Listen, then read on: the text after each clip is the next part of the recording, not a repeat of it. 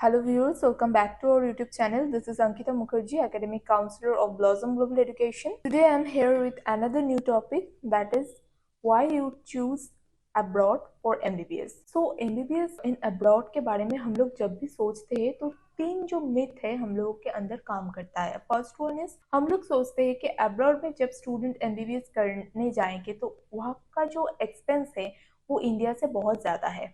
ये concept completely गलत है, क्योंकि अगर आप अब्रॉड मतलब कजाकिस्तान, किर्गिस्तान, रशिया ये सब कंट्री चूज करेंगे और बांग्लादेश, उज्बेकिस्तान ये सब कंट्री में 20 लाख से बजट स्टार्ट होता है।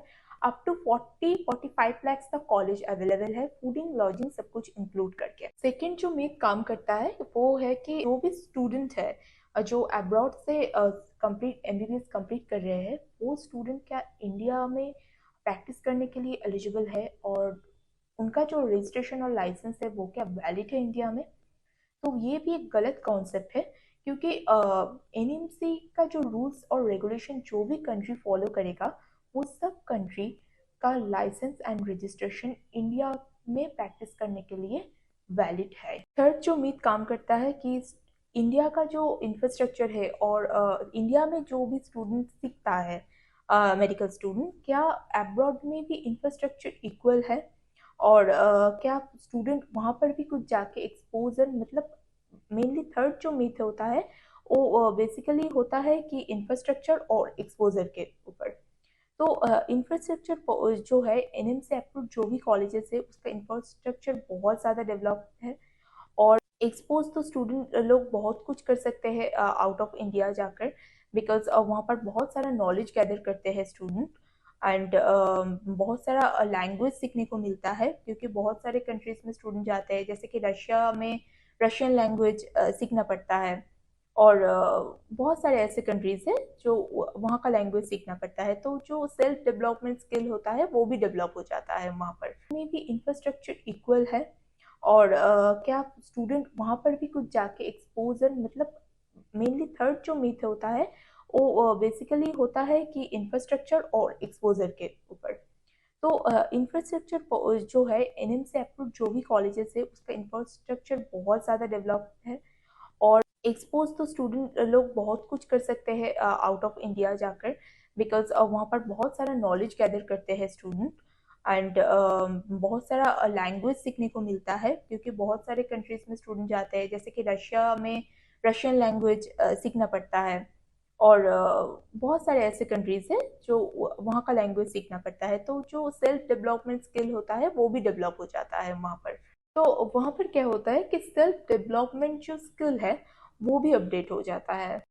Now I'm talking about why you choose abroad for MBBS। 12th के बाद जो होता है तो एक कॉन्सेप्ट बन जाता है एक स्टूडेंट को कि एनी हाउ नीट क्रैक करना है और नीट क्रैक करने के साथ साथ 600 तक मार्क्स लाना ही है।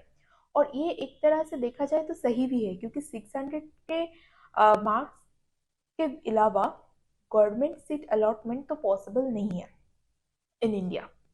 तो फिर बचता है क्या, प्राइवेट कॉलेजेस। अब प्राइवेट कॉलेज का जो बजट होता है वो नियर अबाउट 70 लाख के करीब जाता ही है।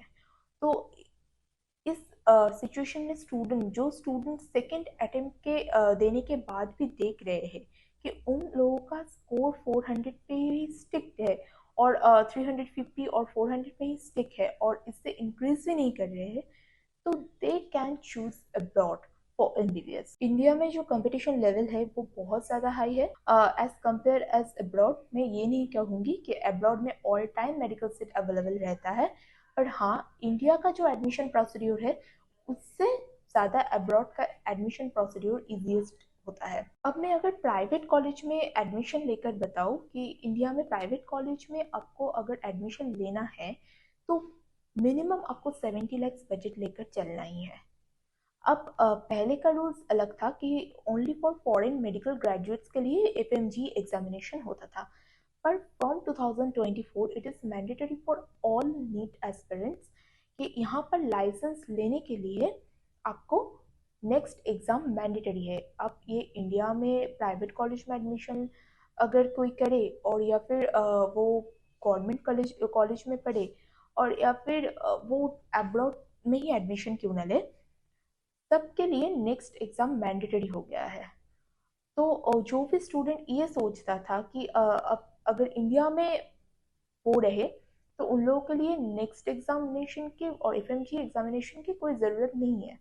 तो ये कॉन्सेप्ट अब से टोटली बदल दिया गया है, क्योंकि नेक्स्ट एग्जामिनेशन सबके लिए मैंडेटरी हो रहा है 2024 से।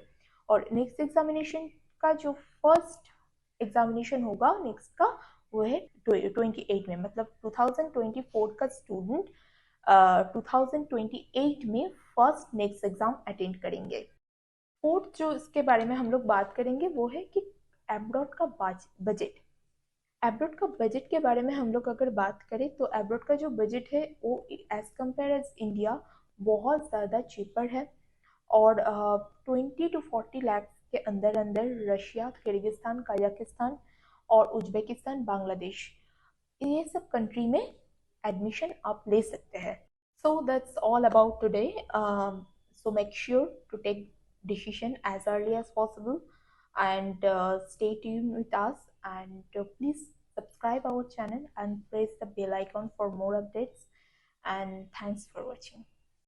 Peut-être qu'avec du temps, ça partira. Et pourtant